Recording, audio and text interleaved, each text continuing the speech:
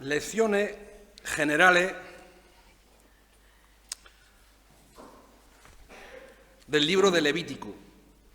Y alguien podrá decir, uy, ¿qué va a sacar del libro de Levítico? Pero si esos son sacrificios, ritos y... Pero ya os dije que íbamos a estudiar todos los libros de la Biblia así de puntillas. El libro de Levítico, los levitas, los sacerdotes. El libro de Levítico es un manual, aquella persona que ha tenido la paciencia de leerlo, es un manual de instrucciones para los sacerdotes. El Éxodo termina con la edificación del tabernáculo, ¿recordáis? Y ahora los sacerdotes y levitas necesitan instrucciones sobre cómo llevar a cabo los sacrificios de los animales, los ritos de limpieza de una casa, porque sabéis que a veces las casas tenían lepra, según en aquellos días, o una persona tenía lepra. En el Éxodo vemos a Israel rescatado de Egipto y separado para ser posesión especial de Dios. En el libro de Levítico vamos a ver cómo los israelitas son separados del pecado y de las impurezas para acercarse a Dios en el santuario. Hermano, la santidad era la norma del campamento, la santidad. Levítico tiene su imagen en el Nuevo Testamento, especialmente en el libro de... ¿Quién lo sabe? ¿Dónde tiene Levítico su imagen en el Nuevo Testamento? Efectivamente. El tema general del libro es ser salvo y ser santo. Hay dos cosas que quiere de ti el Señor. La primera cosa es que seas salvo. Eso es lo primero. Es lo urgente, que seas salvo. Y la segunda necesidad es que seas santo. Que seas salvo, que resuelva el problema de tu pecado, de tu maldad, de tu desobediencia hacia Dios, de tus mentiras, de todo lo malo que has hecho en tu vida. Que resuelva ese problema, que te arrepientas y que crea en el sacrificio del Cordero de Dios.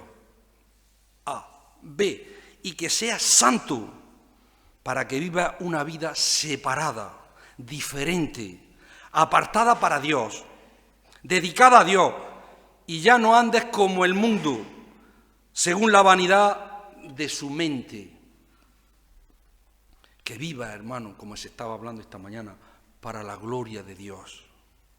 Eso es lo que nos enseña el tercer libro de la Biblia, el libro de Levítico. Moisés, movido por Dios, escribió este libro.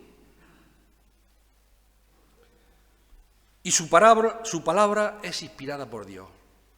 ¿Qué es lo que es inspirado? ¿La palabra o el autor de la palabra? ¿Qué pensáis? ¿Qué es lo inspirado? Toda la escritura es inspirada por Dios. ¿Qué es lo inspirado? ¿La palabra o el autor? ¿Qué pensáis? Los santos hombres de Dios hablaron siendo inspirados por el Espíritu Santo. Son los dos inspirados. Inspirada en la palabra. Cada coma, cada punto. La Biblia es inspirada por Dios. Los hombres fueron movidos. Dios movía a esos hombres, pero la palabra, lo inspirado en la palabra. Por eso cuando aquí dice una cosa, se acabó lo demás. Gracias, Carmelo. La palabra inspirada por Dios, para enseñarnos con símbolos en el libro del Levítico, con ritos, la realidad de nuestra salvación y el requisito de nuestra santificación. Vale.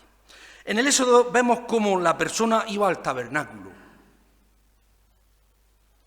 y llevaba un animal y lo entregaba al sacerdote, y el sacerdote ponía la mano sobre la cabeza del animal, dando a entender que este animal estaba muriendo en mi lugar. Yo había cometido un pecado, cogía un cordero o un becerro o lo que fuere, ahora lo vamos a ver, ponía la mano en el animal y moría el animal, pero no moría yo.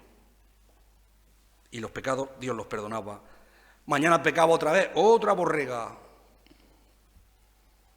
Y todos estos sacrificios nos hablan de la sustitución, hermano, suprema del Señor Jesucristo en la cruz. Dice el profeta Isaías, Él fue herido por nuestras rebeliones, Él, molido por nuestros pecados, el castigo de nuestra paz fue sobre Él, y por su llaga fuimos nosotros curados. De eso se tratan los sacrificios, la sustitución. Peco, cordero, mañana peco otra vez, otro cordero. Por lo tanto, Él nos perdona, olvida nuestros pecados, y qué maravilloso que Él lo encierra, todos nuestros pecados, en lo profundo del mar. Y Él no se va a acordar. ¡Qué Dios como tú! Mi versículo fabuloso de Miqueas. ¡Qué Dios como tú! ¡Qué Dios como tú! Que perdona la maldad y olvida el pecado. Él volverá a tener misericordia con cada uno de nosotros, aunque pequemos hoy, mañana y pasado. Si Él nos dice, ¿cuántas veces de perdonar a mi hermano? ¿7 veces? No. 70 veces 7. 7 por 7, 49 al día. 490 veces. ¿Cuánto más Dios? Él se deleita, hermano, en misericordia, en perdonar cuando vamos a Él. Y Él echará en lo profundo, echa en lo profundo del mar todos nuestros pecados. Vemos en el libro de Levítico que el animal que se presentaba para ofrendar dependía de quién era el pecador. Si el sacerdote cometía algún pecado, el sacerdote tenía que presentar un novillo, era grande, un becerro, un ternero. Si era un gobernante, es que estas cosas son muy. Si era un gobernante que había cometido pecado, tenía que presentar un macho cabrío. En la escala zoológica ya os vais dando cuenta cómo va bajando. Un becerro, es un becerro, un macho cabrío, un toro, una ternera, eso es grande, va bajando en la escala zoológica. Tenía que presentar, si era un gobernante, un macho cabrío para sacrificarlo. Si era uno de la congregación, uno del pueblo, cometía un pecado, presentaba una oveja. Los pobres presentaban 2 tórtolas o 2 palominos. No tenían dinero. Los más pobres, los más paupérrimos, presentaban la 10ª parte de un efa de flor de harina, que yo no sé lo que es eso. Diferentes animales según la persona que cometía el pecado. Esto nos enseña, hermanos, 2 lecciones muy prácticas. La primera es la gravedad del pecado. Depende de quién es la persona. ¿Qué quiere decir esto? No es lo mismo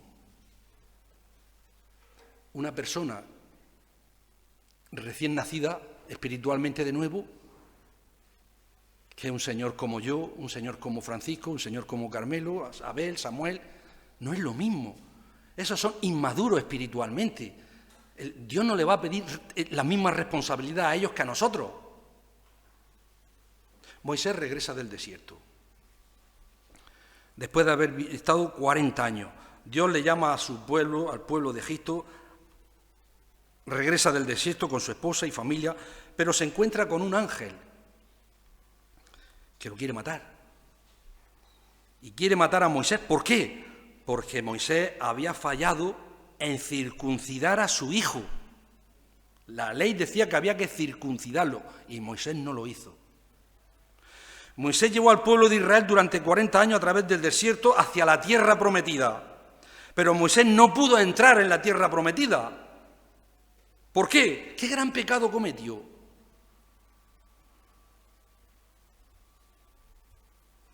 El gran pecado que cometió Moisés, pues porque era Moisés, si llega a ser uno del pueblo, no tanto, es que el pueblo tenía sed. Y el pueblo empezó a murmurar contra Moisés y contra Aarón. ¿Para qué hemos salido de este desierto? No tenemos ni agua para beber. Y el pueblo murmuró y se enfadó. Y Moisés, ya enfadado, habla con Dios y le dice Dios, habla a la peña. ¿Y Moisés qué hizo? Coge la vara, ¡pum!, y empieza a darle golpe a la peña.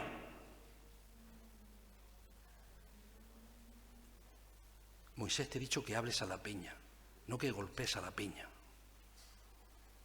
Dios no dejó en mal lugar delante del pueblo a Moisés, pero para Dios golpeó la roca y a Dios no le pareció bien. Por eso, entre eso, lo otro, no le dejó entrar a la tierra prometida. Por eso, hermano, era tan grande el pecado de David. Era muy grave, porque él era el rey. Cuando él adulteró con la Betsabé, cuando él asesinó, él era a la mujer, a Urías Eteo, al marido, era el rey. Él era el rey. ¿Os acordáis de la tierna narración de Natán cuando le cuenta la historia de un hombre rico que tenía muchas ovejas y otro tenía pobre, y aquel viandante coge y mata a la del pobre? Dice David, si ese eres tú el que has hecho eso. ¿Con qué psicología se lo dice? Y David no se enfada, solamente hace reconocer su pecado.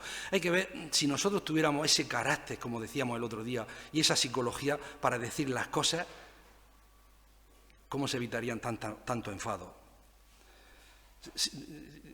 Un viandante, uno tenía 100 y otro tenía una nada más. Y aquel cogió y le puso ese ejemplo de matar esa corderita. ¿Quién es ese que ha hecho eso? Y dice, pues tú, David, has hecho eso. Bueno, ese era el problema de David, que él era el rey, tenía mucho y no tenía que hacer eso, porque él era el rey, y por eso le castigó así. Con los hijos, Absalón, él era el niño mimado de Dios, pero Dios le azotó. Por eso se le castigó. La gravedad del pecado depende también de quién es la persona. Ahora, en cuanto a nosotros en el 2024, ¿cómo aplicamos esto? Pues si llevas más años en el Señor, Él requiere de ti. El Dios es más estricto con los líderes del pueblo, con los líderes que con la congregación. Dios es más estricto. Yo oro por mis hijos. En Estados Unidos, los hijos de pastores son famosos por ser muy traviesos, por los rebeldes que son en sus vidas. Y yo temo mucho por mis hijos, claro, porque estamos en una posición que podemos ser, hermano, causa de tropiezo. Dios es más estricto con los líderes que con la congregación. Y eso fue lo que pasó con David, y eso fue lo que pasó con Moisés. Bien, estas ofrendas por el pecado, que ya digo, va por escalas, se encuentran en el capítulo 4 y 5. Nos enseña que todo, también nos enseña otra cosa, y muy importante.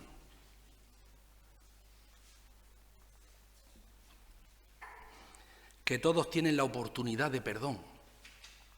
Todos tienen la oportunidad de perdón, desde el más rico hasta el más pobre. Porque si yo apenas puedo ofrecer 2 tórtolas y un palomino, soy pobre. ¿Cómo voy a ofrecer un becerro que vale 30.000 euros, 20.000 euros? No sé lo que valdrá eso. Desde el más rico hasta el más pobre que podamos comprar, hasta el más pobre que no podía comprar y si llevaba 2 tórtolas o 2 palominos para que el sacrificio. Pero Dios perdonaba a uno y perdonaba a otro en función de su estatus. Al final, hermano, nadie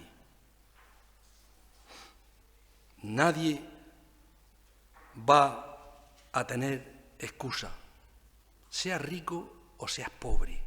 Ofrezcas un becerro, un ternero bien gordo y caro, que ofrezca 2 tórtolas y un palomino. Todos tenemos la oportunidad de acercarnos a Dios y pedir el perdón de nuestros pecados si queremos ser salvos. Tú no vas a poder decir, yo no tenía dinero, yo no tenía ningún don. No se trata de eso. Dios da la oportunidad a todos para que recibamos el perdón, a todos. Todos podemos ir al Señor Jesucristo y en Cristo Él nos perdona a todos, seamos ricos o seamos pobres, tengamos mucho o no tengamos, nosotros podemos recibir el perdón. Yo no tengo perdón. Yo no tengo perdón. Un pastor tenía un brazo derecho extraordinario, participante, activo. Él se encargaba de hacer las cosas de la Navidad, pasaba las noches pensando enteras cómo hacer los campamentos, cómo ayudar. Era un muchacho que cualquier pastor quisiera tener en su iglesia. Era un muchacho que también dirigía a los jóvenes. Tenía un buen colaborador. Este era un fuera de serie, este muchacho, en una iglesia, extraordinario. Un día entró en la oficina del pastor, lo cuenta él. Cerró la puerta y se sentó y empezó a llorar. Y decía lo siguiente: pastor, ayúdeme, no tengo perdón, estoy perdido. Estoy completamente perdido, yo no tengo perdón. Soy un miembro de la iglesia, activo, organizo, hago. Cualquiera que me ve en mí. Cualquier muchacho de la iglesia le dice al pastor que está perdido.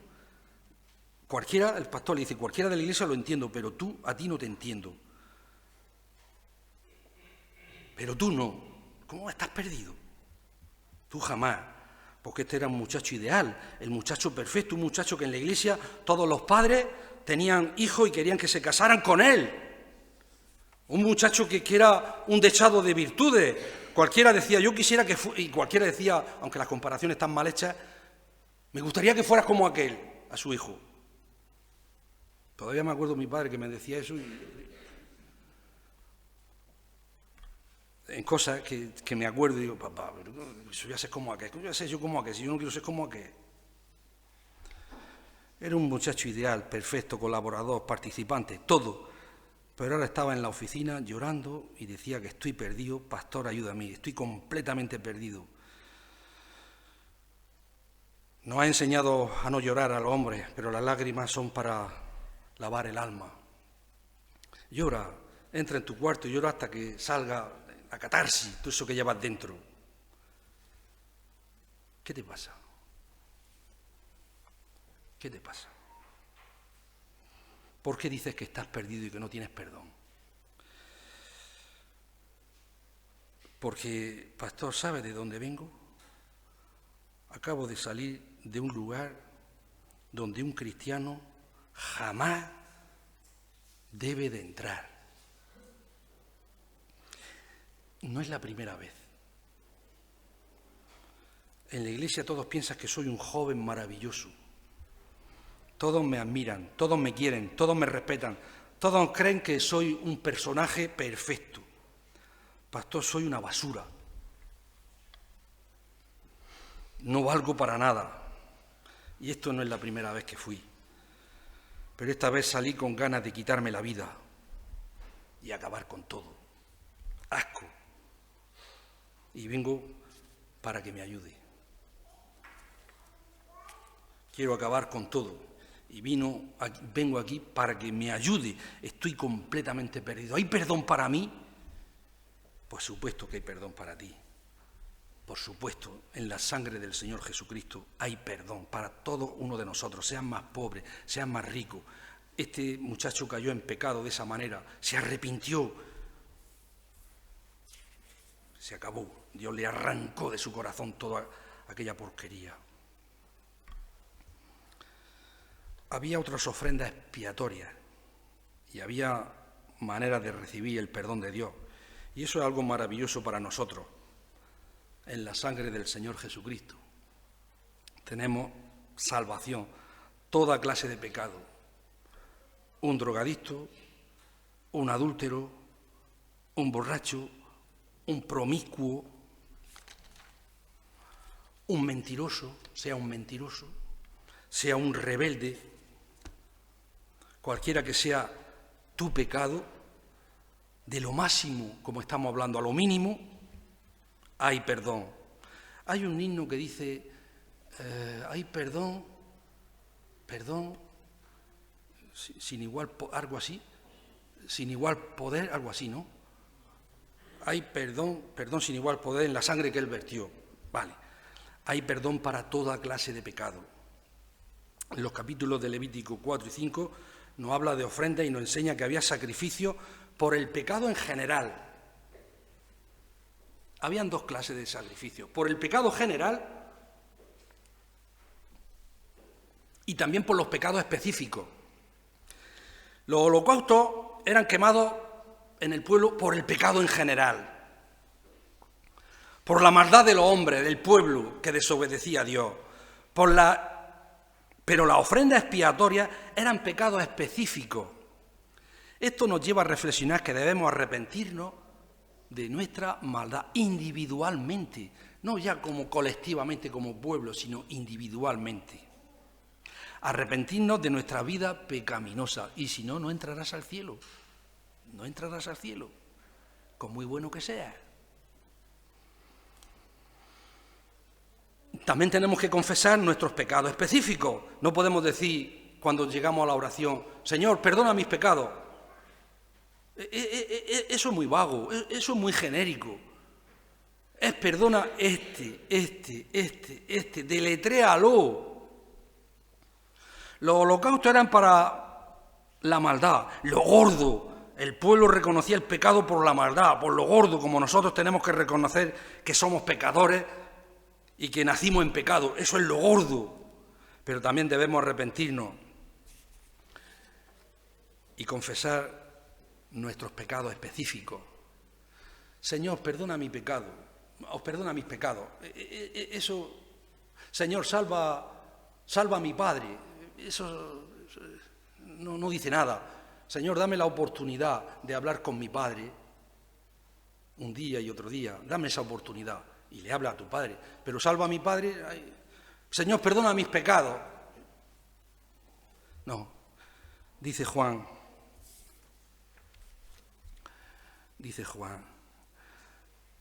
1:7. Primera de Juan. Si andamos en luz, como Él está en luz, tenemos comunión con otro. Y la sangre de Jesucristo, su Hijo, nos limpia de todo pecado. Y sigue más, dice, si decimos que no tenemos pecado, nos engañamos a nosotros mismos y la verdad no está en nosotros. Y sigue más, si confesamos nuestros pecados, Él es fiel y justo para perdonar nuestros pecados y limpiarnos de toda maldad. Ya no es un toro o un macho cabrío.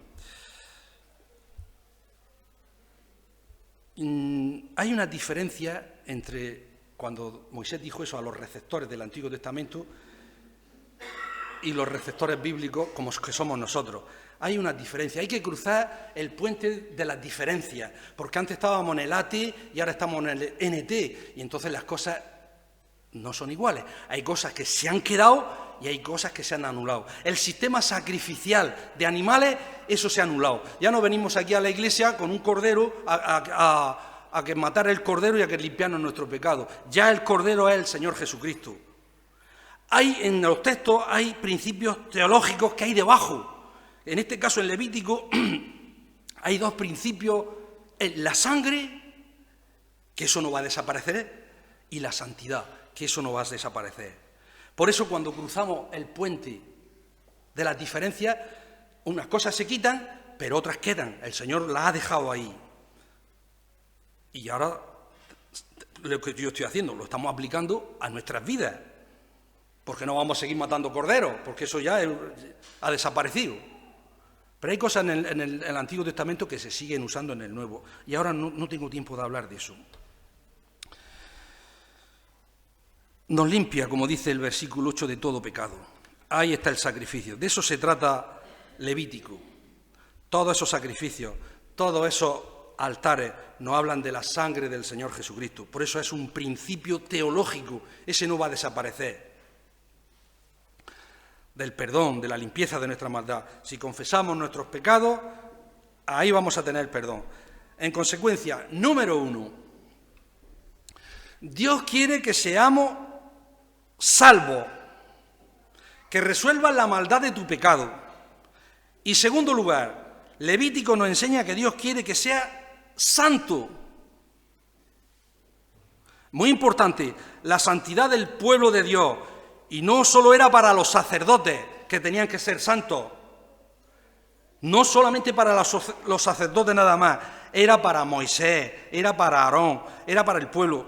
Eso era para todo el pueblo. Es lo que enseña Levítico. No para los sacerdotes, es para toda la escala jerárquica, por así decirlo. Al cruzar el Nuevo Testamento no modifica la enseñanza del Antiguo Testamento, como os estaba diciendo. El principio teológico es ser salvos y después ser santos. Y este es el principio, no se modifica en el Nuevo Testamento, no se modifica. Algo que nos enseña el Nuevo Testamento en Hebreos nos dice que seguid la paz con todos y la santidad. Y sigue más. Sin la santidad, nadie verá al Señor. Volviendo a Levítico, nos encontramos con días santos, fiestas santas, vestiduras santas, cosas santas, lugares santos, más que ningún otro libro de la Biblia. Se menciona lo de la santidad, aquí en Levítico. Vamos a ver 2 puntos. En primer lugar, debemos de ser santos en toda nuestra manera de vivir. ¿Os dais cuenta? ¿Os suena esto que he dicho ahora mismo? ¿Os suena, verdad? ¿A qué eso está en el NT? ¿Lo recordáis? ¿Habéis visto cómo los principios teológicos subyacen? Están debajo. Y entonces llega Pedro y dice, sed santo en toda vuestra manera de ser. Lo recalca el nuevo. El principio teológico está. Si Levítico menciona sacrificios, altares, tabernáculos, si Levítico menciona sacerdotes, vestiduras, purificación, todo esto lo menciona. Levítico nos está enseñando que nuestra vida, hermanos y hermanas, nuestra vida espiritual debe ser santa. Debe ser santa. Yo no puedo venir a la iglesia un domingo y cantar aleluya y gozarme en el Señor, como en esta mañana, ese himno que habéis cantado, que me lleva corriendo, ya llego agotado. No me acuerdo qué himno es. Casimiro creo que lo ha pedido. Cuando ese himno voy tan corriendo que cuando llego a final me lleva agotado. Bueno, pues no podemos venir el domingo, gozarnos del Señor aquí, y el lunes tener un lenguaje soez, maltratar a la esposa. O sea, cristianos domingueros, cristianos de culto. Tenemos que ser santos, hermanos, en toda nuestra manera de vivir. Si Levítico, como digo, nos está enseñando que en nuestra vida espiritual debemos ser santos, ¿cómo nos acercamos a Dios? Vamos a ver. Y ojo, esto tiene... Levítico 10 habla algo dramático. Nos cuenta algo de los hijos de Aarón. 10, 1, 2. No eran cualquier persona del pueblo, eran los hijos del sacerdote. Y dice así, Nadab y Abiú, hijos de Aarón, tomaron cada uno su incensario. Incensario es una cosa que redonda, que se le mete incienso, se le meten cosas aromáticas y lleva unas cadenas y empiezan así y deja mucho olor y, en fin, eso es un incensario. Eso es lo que está hablando aquí. Es como si dijéramos el butafumeiro, es así como se dice, butafumeiro. Es que fuimos, Rosario y yo fuimos a Galicia y lo vimos. Y yo digo, madre mía, como se rompa la cuerda. Nadab y Abiú, hijos de Aarón, tomaron cada uno su incensario y pusieron en ello fuego extraño, sobre el cual pusieron incienso y ofrecieron delante de Jehová fuego extraño que él nunca les mandó. Y salió fuego delante de Jehová y los quemó y murieron delante de Jehová. Entonces Moisés dijo a Aarón: esto es lo que habló Jehová diciendo: como santo seré tratado. Y en presencia de todo el pueblo, Aarón, seré glorificado. Y Aarón calló. No dijo nada. Con la muerte de los dos hijos no dijo nada. No dijo nada. Yo creo que les cayó un rayo. Sus cuerpos, sus ropas estaban bien, pero ellos murieron, fueron quemados, dice el versículo. Yo creo que fueron quemados. Me imagino al sacerdote Aarón diciendo: ¿qué ha pasado? Tenemos malas noticias, Aarón. Nadab y Abiú han muerto. ¿Pero cómo han muerto? Pues mira, Dios los fulminó. ¿Pero cómo? ¿Qué hicieron mis hijos? Qué tristeza la del Padre. Ellos iban a ser los sumos sacerdotes, pero la santidad de Dios es muy superior a todas estas cosas. No puedes hacer lo que te dé la gana. No puedes venir aquí un culto un domingo, encontrarte en el séptimo cielo alabando al Señor y el lunes palabras soeces, mintiendo, maltratando a la esposa, al esposo. Es que eso no. Eso es de una dicotomía mental, de una esquizofrenia mental.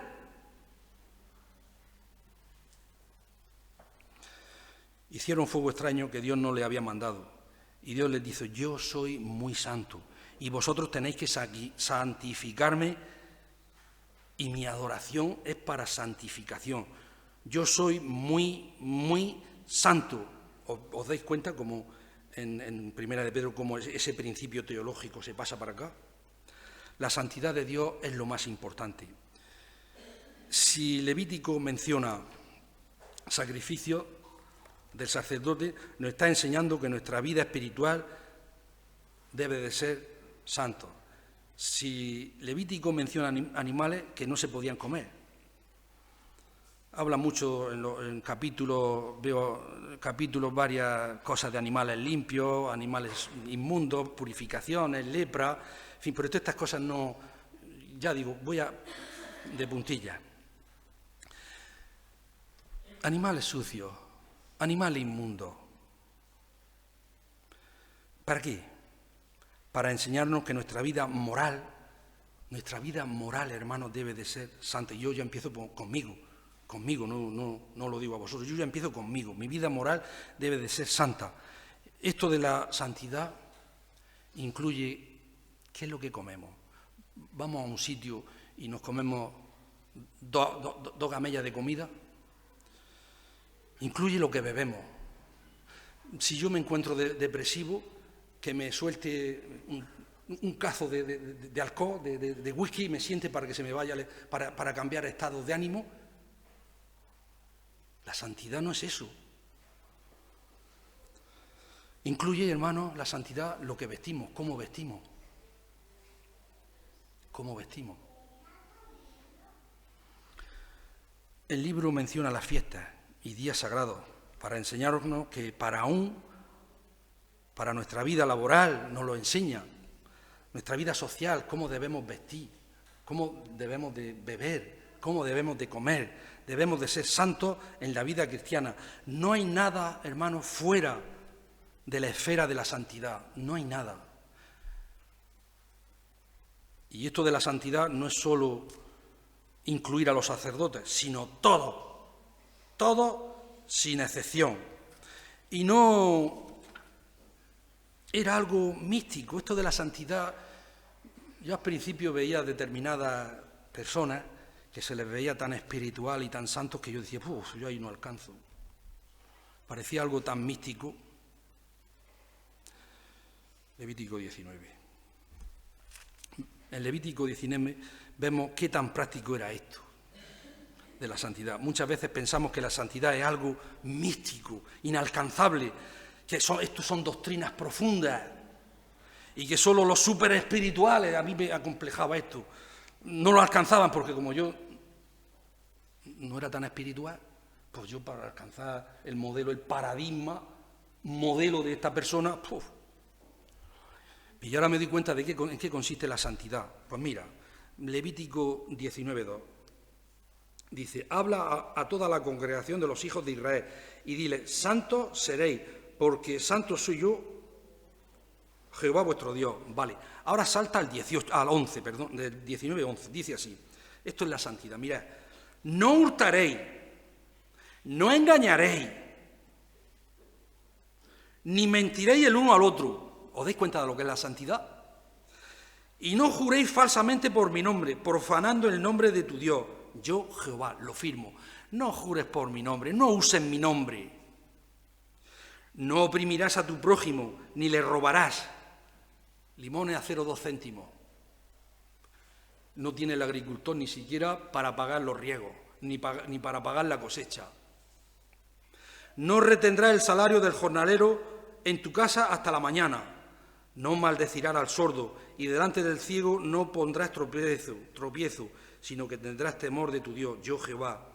Sigue diciendo, no hará injusticia en el juicio, ni favoreciendo al pobre, ni complaciendo al grande. Con justicia juzgarás a tu prójimo. No andarás chismeando entre tu pueblo. No alterarás contra la vida de tu prójimo. No atentarás. Puedes atentar físicamente o de forma, no sé, económicamente, financieramente, o ridiculizándolo, muchas cosas.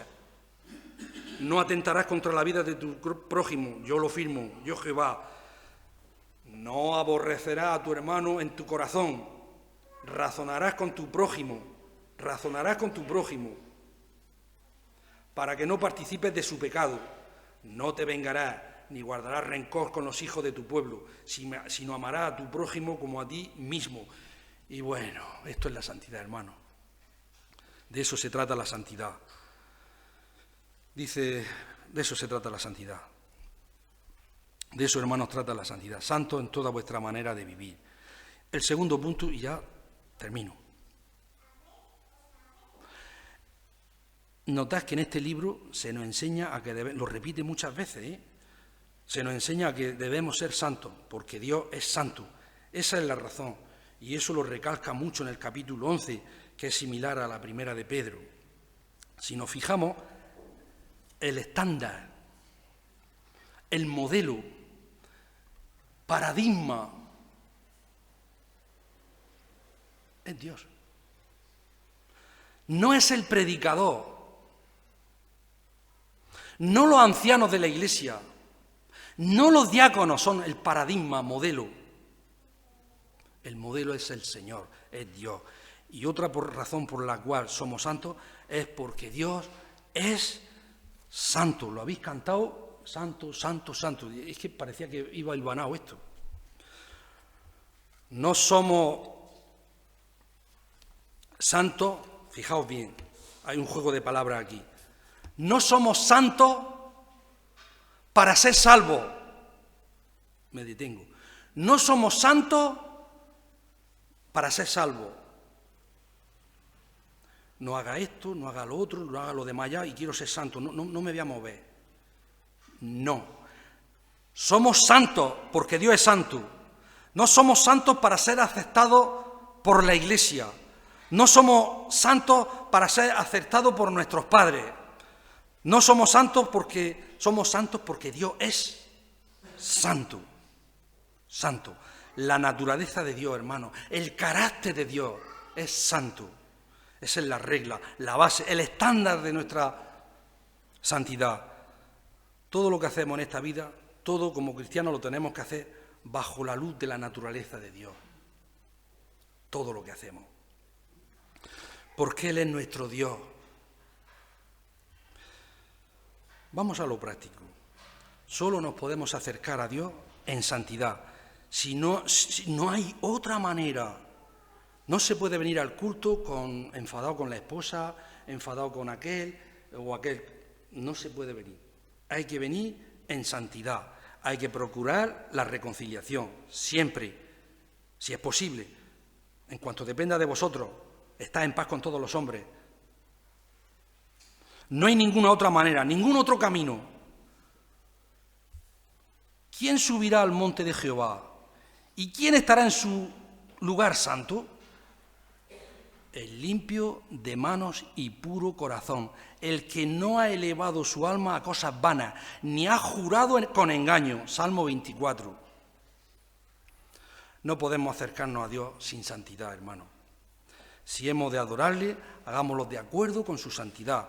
No podemos hacer fuego extraño. No podemos mezclar. No podemos ser como hace Juan. Juan, en su Evangelio, el primera de Juan, si os dais cuenta, las cosas son blancas o las cosas son negras. No, grises, tonos grises en Juan no existe. O es blanco o es negro. El que tiene al Hijo tiene la vida y el que no tiene al Hijo no tiene la vida. Juan es muy claro, es muy pragmático. No podemos traer, hermanos, fuego extraño que Él nos mandó. No debemos traer aquí danzas, por ejemplo, que viene aquí a la iglesia, danzas o espectáculo aquí en la iglesia, o te cojo con la cabeza, te pongo la cabeza y te caes para atrás.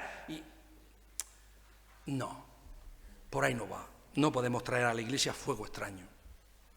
Cosas que Él nos mandó, porque Él es muy santo. Y si no, pregúntale a los hijos de Aarón. Bueno, vamos a dejarlo aquí. Podemos seguir, pero ya no quiero castigaros. Padre Celestial, te damos muchas gracias en esta mañana por poder exponer tu palabra, pero esa palabra, Señor, yo me la quiero aplicar a mí, primeramente. Y mis hermanos que la escuchan, Señor, que se lo apliquen en sus corazones. Ayúdanos, Señor, en esta tarde a tener un culto de oración, de alabanza y de adoración a ti, Señor. Ayúdanos, pues, en el nombre de Jesucristo, despídenos. Amén.